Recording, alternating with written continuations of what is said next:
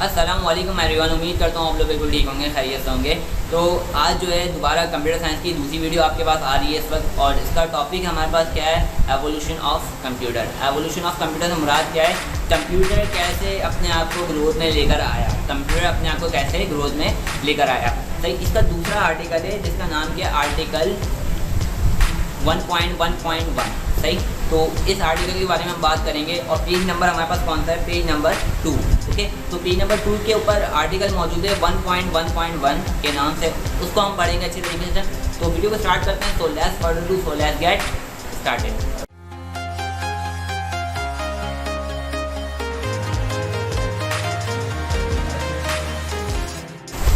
तो यहाँ पे अगर तस्वीर आपको नज़र आ रही होगी अच्छी तरीके से, जिसका नाम क्या है, evolution of computer. Evolution of computer जो है वो मैं पढ़ा रहा हूँ आपको। सबसे पहले the computer which we see today are modern shape of computer which have been involve since centuries. The evolution of computer is generally divided into in following 3 eras. Okay, बोले कंप्यूटर एवोल्यूशन जो है वो हम 3 eras के अंदर define कर रहे हैं। ओके, 3 एरास के अंदर डिफाइन कर रहे हैं। दोबारा उस और से सुन लें ज़रा।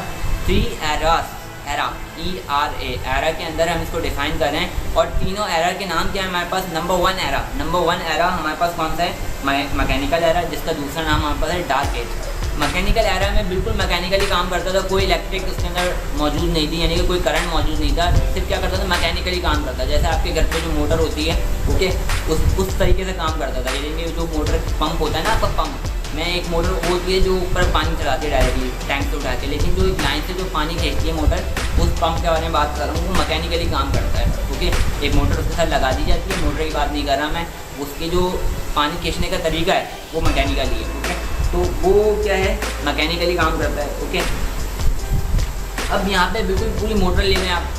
एक दूसरी जो एक इसका एरा है उसका नाम क्या है, इलेक्ट्रोमैकेनिकल एरा। दूसरा जो इसका एरा है उसके नाम क्या है, इलेक्ट्रोमैकेनिकल एरा। और उसका दूसरा नाम क्या है, मिडिल एज। उसका दूसरा नाम क्या है, मिडिल एज। मिडिल एज के बारे में हम बात कर रहे हैं अच्छी तरीके से। मिडिल एज क्या है भाई, इलेक्ट्रोमैकेनिकल एरा क्या है, आपकी मोटर हुई, सही, वो इलेक्ट्रिकली भी काम करती है जो मोटर के साथ लगी हुई है। ओके, और उसके साथ जो पंप लगा हुआ है, ओके, तो वो क्या है, नॉर्मली इलेक्ट्रोमैकेनिकल है, मैकेनिकल भी है और इलेक्ट्रिक भी है।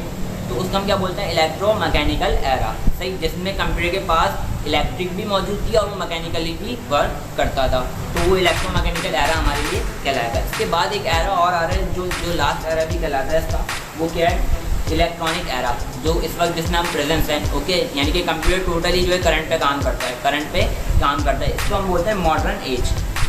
सबसे पहले जो एक एज आ रही थी हमारे पास, सबसे पहले जो एक एरा आ रहा था उसको हम क्या बोल लेते हैं, डार्क एज, जिसको हम मैकेनिकल एरा बोल लेते हैं। नंबर 2 इस क्या है इसका, नंबर 2 इलेक्ट्रोमैकेनिकल एरा, जिसको हम बोलते हैं मिडिल एज। और इसका जो लास्ट एक एरा है वो है इलेक्ट्रॉनिक एरा, इलेक्ट्रॉनिक एरा, जिसको हम बोलते हैं, क्या बोलते हैं उसको हम, modern era, modern era. I hope यहाँ तक आपको अच्छी तरीके से ये वीडियो समझ में आ रही होगी। सही, अब सबसे पहले हम जो है एक एरा को पढ़ने जा रहे हैं जिसका नाम क्या है, मैकेनिकल एरा। मैकेनिकल एरा में सबसे पहले एक सिस्टम हमारे पास आया, सिस्टम एक कंप्यूटर आया, कंप्यूटर की प्रोटोटाइप कहलाता है। इसका नाम क्या है, अबाकस, अबाकस इसका नाम है। सही, और अबाकस जो है आज से 3000 BC, बिफोर क्रिस्ट इसकी फुल फॉर्म है। BC की फुल फॉर्म क्या है, बिफोर क्रिस्ट, यानी कि बिफोर क्रिश्चियन, ऐसे कुछ इसकी फुल फॉर्म बनती है। ओके, तो यानी कि 3000 साल पहले जो है ये सिस्टम आया था, ये कंप्यूटर आया था, जो आज के दौर में स्कूल के अंदर यूज़ करा जाता है। बच्चों को पढ़ाने के लिए, कैलकुलेशन सिखाने के लिए अबाकस यूज़ करा जाता है। सही, और ये जो है कंप्यूटर की प्रोटोटाइप, प्रोटोटाइप का मतलब ये होता है कि प्रोटोटाइप कंप्यूटर की एक शक्ल होती है।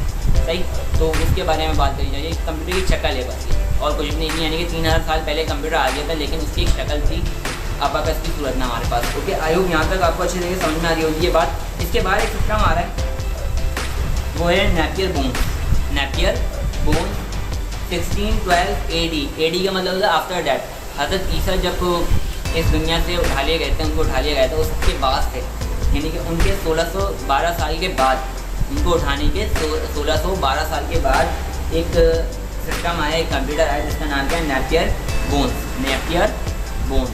ठीक है, Scottish mathematician John Napier developed Napier bones in 1612। It is also called Napier roots. इसके अंदर जो कुछ रोड्स होते थे। सही, इसको बनाया किसने था, स्कॉटिश मैथमेटिशियन ने जिनका नाम क्या है जॉन नेपियर, इनका पूरा नाम क्या था जॉन नेपियर। इसका बुक आपको नजर आ रही होगी, इसके ऊपर पूरा पैराग्राफ में नजर आ रहा होगा अच्छे तरीके से आपको। ओके, डेवलप्ड नेपियर बोन्स, इन्होंने नेपियर बोन्स को बनाया। इसके अंदर कुछ नेपियर रोड्स होती थी। It was small machine that contain 10 road, इसके अंदर कम से कम 10 रोड होती हैं, यानी कि रोड्स को मुराद के वो एक रोड होती है ना, लोहे की जो रोड होती है, सर इसी तरीके रॉड होती थी लंबी लंबी। इसके अंदर Napier bones was use for multiplication and division. ये क्या करता था, ये किस चीज़ की कैलकुलेशन करता था, याद रखिएगा मैकेनिकली जितने भी कंप्यूटर हैं, मैकेनिकली जितने भी कंप्यूटर हैं हमारे पास, वो क्या करते थे मल्टीप्लिकेशन, जितने भी कैलकुलेशन का काम होता था ना वो करते थे, सही। तो इसलिए ये जो कंप्यूटर था नेपियर बोन्स, ये क्या करता था मल्टीप्लिकेशन करता था और डिवीजन करता था, यानी कि डिवाइड करता था और मल्टीप्लाई करता था। सिर्फ इसका इतना सा काम था हमारे पास। ओके, इसके बाद एक कंप्यूटर आ रहा है, एक मशीन आ रही है हमारे पास जिसका नाम क्या है स्लाइड रूल, और ये कब आई थी 1622 AD, यानी कि 1622 के अंदर ही हमारे पास आई थी, और AD आफ्टर दैट। ओके, अगर तीसरा को दैट बोले लेकिन उनको उठाया गया था। Okay, English mathematician William Oughtred invented a slide rule. This was basically a pair of 2 movable rule place side by side. कहने का मतलब सिंपल इतना है कि एक लकड़ी है, ओके, एक लकड़ी है हमारे पास, सही, जैसे ये हाथ है ना, इसके ऊपर एक लकड़ी और होती थी, वो कैलकुलेशन का काम करती थी, ऊपर नीचे हो जाती थी। कि हमारे आज के दौर में भी जो है कुछ प्लम्बर होते हैं वो यूज़ करते हैं आज के दौर में ना। आपको इसके ऊपर तस्वीर नज़र आ जाएगी, स्लाइड उनकी अच्छी थी तो आपको समझ में आ गया होगा। उसके ऊपर एक टेप होता है, उसके अंदर एक लकड़ी होती है जो आगे पीछे होती है, उसके जरिए जो है कैलकुलेशन करी जाती थी। और उसको बनाया किसने था, विलियम ऑक्ट्रेट ने इसको इन्वेंट किया था। विलियम ऑक्ट्रेट ने इसको इन्वेंट किया था 1622 AD के अंदर। अच्छा जी, ये काम क्या क्या करती थी हमारे पास, ये मल्टीप्लाई का काम करती थी, डिवाइड का करती थी। ओके, सही, यानी कि ये भी मल्टीप्लाई करती थी और ये भी डिवाइड करती थी, यानी कि 2 कैलकुलेशन करती थी हमारे पास, मल्टीप्लाई का कैलकुलेशन करती थी और डिवाइड का कैलकुलेशन ये ईजिली कर लेती थी। ओके, आई होप यहाँ तक आपको अच्छे तरीके समझ में आ गया होगा। इसके बाद एक कंप्यूटर और आ रहा है हमारे पास, एक मशीन आ रही है हमारे पास जिसका नाम क्या पास्कलाइन और pascal calculator 1642 AD after that. Pascaline, pascal calculator 1642 AD after that. French mathematician Blaise Pascal, इस मशीन को जो है किसने बनाया हमारे पास, ब्लेज पास्कल ने बनाया। Blaise Pascal invented a mechanical calculator which was called Pascaline. Pascaline इसका नाम, इस मशीन को किसने बनाया, ब्लेज पास्कल ने बनाया, और इस मशीन का नाम क्या है पास्कलाइन कैलकुलेटर। ओके, अच्छा जी, ये जो मशीन है आपके सामने सब तस्वीर आ रही है इसकी।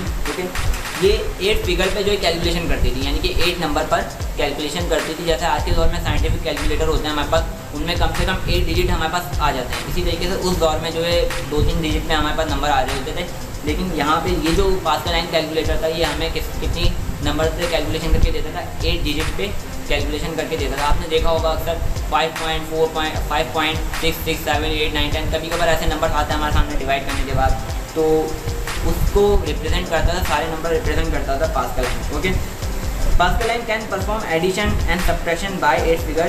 User had to adjust wheel in order to perform this calculation. इसके अंदर कुछ व्हील्स होते थे, उनको परफॉर्म यानी कि उनको सेट करना होता था, फिर वो जाके अपनी कैलकुलेशन परफॉर्म करता था। और याद रखिएगा ये सिर्फ 2 काम करता था, प्लस और माइनस, प्लस और माइनस का काम करता था, और इसके अलावा कोई काम हमारे पास ये नहीं करता। यानी कि बड़ी बड़ी कैलकुलेशन इसके जरिए हमारे पास आसान हो गई थी 8 फिगर के अंदर, सही, यानी कि बड़ी लेवल पर जाके कैलकुलेशन करने के काबिल था ये सिस्टम, ये मशीन। ओके, इसके बाद एक सिस्टम और आ रहा है जिसका नाम क्या, एक मशीन आ रही है हमारे पास जिसका नाम क्या है Leibniz calculator. Leibniz calculator was developed by the German mathematician Gottfried William Leibniz. इनका नाम क्या था, गॉटफ्रेड विलियम लेबनीज इनका नाम था, और इन्होंने बनाया था लेबनीज कैलकुलेटर। अपने ही नाम पे मशीन का नाम रख दिया था इन्होंने, लेबनीज कैलकुलेटर, सही। It was also called stepped reckoner. Stepped reckoner इनके कोई दोस्त वगैरह थे जो, यानी कि दोस्त नहीं थे, यानी कि एक मशीन थी जिसके बिल्कुल एक तरीके से एक मशीन थी स्टेपिड रॉकिनियर। एक minute, it was also called stepped reckoner.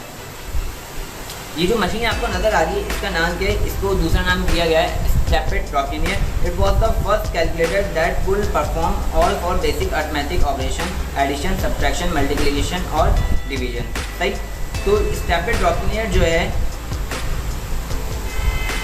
ये जो स्टेपिड रॉकिनियर है, ठीक, ये जो मशीन है, ठीक, ये क्या करती थी, अर्थमेटिक ऑपरेशन परफॉर्म करती थी। अर्थमेटिक ऑपरेशन क्या होता है हमारे पास, अर्थमेटिक ऑपरेशन का मतलब ये होता है कि वो जो जिस मशीन में अर्थमेटिक ऑपरेशन है ना मौजूद, सही जैसा हमारा कंप्यूटर है वो अर्थमेटिक ऑपरेशन करता है।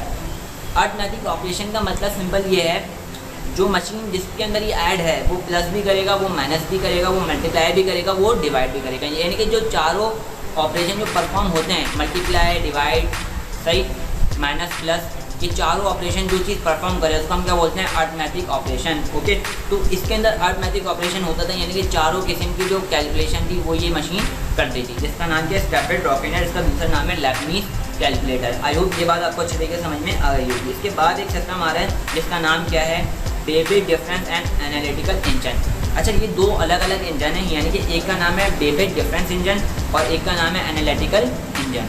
आई होप यहाँ तक आपको अच्छे तरीके से समझ में आ गया होगा। 1822 एंड 1837 AD, 1822 से लेके 1837 तक, 1800 यानी कि 1837 तक ये मशीन बनी है हमारे पास AD, यानी कि दोनों machine, Babbage difference engine, Babbage analytical engine भी हमारे पास बना। ओके, सबसे पहले हम बेबेज इंजन को पढ़ेंगे। Okay, Charles Babbage was an English mathematician and mechanical engineer. अच्छा, ये चार्ल्स बेबेज कौन है, कंप्यूटर के फादर, जिन्होंने ये बताया था इनपुट प्रोसेस आउटपुट कैसे होता है, क्या किस तरीके का काम करता है, और जिसमें इनपुट होता है, प्रोसेस होता है, आउटपुट होता है, वो क्या कहलाता है, कंप्यूटर कहलाता है। अगर आपने मेरी इंट्रोडक्शन वाली वीडियो देखी हो कंप्यूटर साइंस की, तो उसके अंदर मैंने बहुत डिटेल में ये चीज़ आपको एक्सप्लेन करी है अच्छे तरीके से। अच्छा, सबसे पहले डिफरेंस इंजन के बारे में बात कर लें। इस वक्त डिफरेंस इंजन की आपके सामने तस्वीर बनी हुई आ रही होगी। तो डिफरेंस इंजन जो है वो क्या है, सिंपल क्या है, वो सिंपल एक मशीन है, कार जितनी मशीन है। ओके, कार के बराबर एक मशीन है। ओके, ये क्या करती थी, इसको हम इनपुट देते थे पंचेट कार्ड की सूरत में। ये एक कार्ड होता था, उसमें हम नंबर देते थे, तो ये उसको प्रोसेस करती थी और बाद में पंचेट कार्ड के ऊपर ही प्रिंट करके हमें दे देती थी, यानी कि प्रिंटिंग का काम था एक तरीके से देखा जाए तो। डिफरेंस इंजन का काम सिंपल ये था हमारे पास। और इसके बाद एक सिस्टम आया हमारे पास जिसका नाम क्या था, Charles analytical Babbage analytical engine, सही। Then Charles Babbage designed it but could not build a very big machine in 1837. This was named analytical engine. बोले कोई इतनी बड़ी मशीन तो इन्होंने नहीं बनाई, लेकिन इन्होंने एक सिस्टम बनाया, एक मशीन बनाई जिसका नाम क्या था, analytical engine. The propose design include an ALU basic programmatic flow control. It was programmed using punched card and contained integrated memory. Historians consider it to be the first design concept of a general purpose computer because of its comprehensive design. इसका जो design था वो general purpose computer के बराबर था या था, उस जैसा था, तो इन्होंने ही बताया इनपुट। जो एनालिटिकल इंजन है तब से ही कंप्यूटर कॉन्सेप्ट स्टार्ट हुआ है, क्योंकि जाहिर सी बात जनरल पर्पस कंप्यूटर जो है नॉर्मली हम घर के अंदर यूज़ करते हैं, और ये जो कंप्यूटर इतना बड़ा नहीं था, इस वजह से हम घर में यूज़ कर सकते थे। और ये ALU बेस्ड सिस्टम था, ALU बेस्ड मशीन थी जो अर्थमेटिक लॉजिक यूनिट का काम कर सकती थी, यानी कि अर्थमेटिक लॉजिक ऑपरेशन इसके अंदर आप कर सकते हो।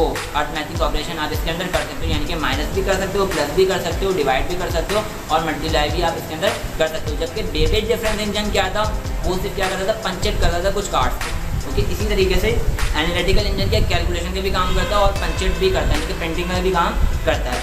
तो इसी तरीके से यहाँ से कंप्यूटर का स्टार्ट हुआ, बेबेज डिफरेंस इंजन और Babbage analytical engine. Analytical engine से जो है कंप्यूटर का स्टार्ट हुआ, क्योंकि ये एक डिज़ाइन था, जनरल पर्पस कंप्यूटर का डिज़ाइन था। जनरल पर्पस कंप्यूटर क्या होता है, ये आगे जाके जब क्लासिफिकेशन ऑफ कंप्यूटर हम पढ़ेंगे तो उसके अंदर आपको क्लियर हो जाएगा। ओके, इसके बाद एक चीज़ आ रही है, वो है इलेक्ट्रोमैकेनिकल एरा, सही, जिसको हम क्या बोलते हैं, मिडिल एज। आई होप आपको बात अच्छे तरीके से समझ में आ रही होगी, सही, जिसको हम क्या बोलते हैं, middle age. This era start from the mid 19th century. 19th century के अंदर ये जो एरा स्टार्ट हो गया था, जिसको हम बोलते हैं इलेक्ट्रोमैकेनिकल एरा। इसके अंदर एक मशीन हमारे पास आई थी जिसका नाम क्या था, टैबुलेटिंग मशीन, जिसके फाउंडर थे हरमन हॉलरिथ। टैबुलेटिंग मशीन का काम क्या था, ये जो है डेटा को सेव करने का काम आती है, डेटा को सेव करने के काम आती है। अब ऐसा नहीं है कि बिल्कुल जैसे आज के दौर में कंप्यूटर में डेटा सेव होता है उस तरीके का डेटा सेव करती थी, ऐसा कुछ भी नहीं है। डेटा किस सूरत में सेव करती थी, अपने पास कुछ पेजेस होते थे, उसको ये डिफाइन करते थे, यहाँ पे कुछ पेजेस रख दिए, यहाँ पे कुछ पेजेस रख दिए, यहाँ पे, तो उस तरीके से डेटा सेव करती थी। और इसको US गवर्नमेंट ने जो है अपने, जैसे हमारे यहाँ होता है ना, शीन 119 गेट के बाहर लिख दिया जाता है, जिसको हम मरदमशुमारी बोलते हैं। मरदमशुमारी के काम में इस मशीन को उस दौर में लिया था, आज के दौर में बहुत ज़्यादा डेवलप हो गया सिस्टम, लेकिन उस दौर में मरदमशुमारी के काम लिया था इस मशीन को, टैबुलेटिंग मशीन, जिसका नाम क्या है, टैबुलेटिंग मशीन। और इसको किसने बनाया था, हरमन और जिसने इस मशीन को बनाया था। इसके बाद एक एरा आ रहा है जिसका नाम क्या है इलेक्ट्रॉनिक एरा, जिसको हम बोलते हैं मॉडर्न एज, जिसका दूसरा नाम क्या है मॉडर्न एज। अच्छा, हमारा जो है यारा जो एरा है किसका नाम है इलेक्ट्रोमैकेनिकल एरा। इसमें सिर्फ ये टैबलेटिंग मशीन के बारे में बताया गया है। इससे पहले भी मार्क 1 और भी दीगर हमारे पास इसके अंदर मशीन थी जिनके बारे में डिस्क्राइब नहीं किया है। अगर आपको इनके बारे में जानना अच्छे तरीके से तो इसकी भी एक पूरी पर्टिकुलर वीडियो मेरे चैनल पर मौजूद है, तो वो भी आप अच्छे तरीके से देख ले जाते तो आपको आइडिया हो जाएगा, जिसका नाम है हिस्ट्री ऑफ कंप्यूटर। ओके, और इसके बाद एक एरा आ रहा है जिसका नाम क्या इलेक्ट्रॉनिक एरा, जिसको हम बोलते हैं मॉडर्न एज। सही, the advancement in the vacuum और electron tube give birth to the electronic era, यानी कि एडवांसमेंट बहुत ज़्यादा आ गई। सही, अब क्या हो रहा है, सिर्फ कंप्यूटर जो है इलेक्ट्रॉनिक यानी कि करंट से ही चल रहा है नॉर्मली। अगर आपने कंप्यूटर देखो, लैपटॉप देखो, उसके अंदर कोई मैकेनिकल कोई चीज़ हरकत एक्टिविटी आपको नज़र आती है, नहीं आती होगी, ज़ाहिर सी बात है, क्योंकि इसकी वजह क्या है, सब कुछ इलेक्ट्रॉनिकली हो गया है, यानी कि इलेक्ट्रिक पे चलता है। मोबाइल है, ओके, तो वो भी किस पे चलता है, इलेक्ट्रिक पे चलता है। आपके घर पे जो LED लगी है ऐसे, सही, वो किस पे चलती है, इलेक्ट्रिक पे चलती है। सही, आपके घर पे जो लाइट लगी है वो किस पे चलती है, इलेक्ट्रिक पे चलती है। ये सब चीज़ें क्या है, इलेक्ट्रॉनिकली कन्वर्ट कर लिया है। एक आ रहा था मैकेनिकल, वो गुजर गया, इलेक्ट्रोमैकेनिकल आ रहा आया, वो भी गुजर गया, लेकिन अब क्या इलेक्ट्रॉनिक आ रहा है, और ये बहुत ज़्यादा एडवांसमेंट है। आई होप ये बात आपको, तो वीडियो को लाइक कर दिएगा, चैनल को सब्सक्राइब कर दिएगा। Thank you for watching and अल्लाह हाफिज़।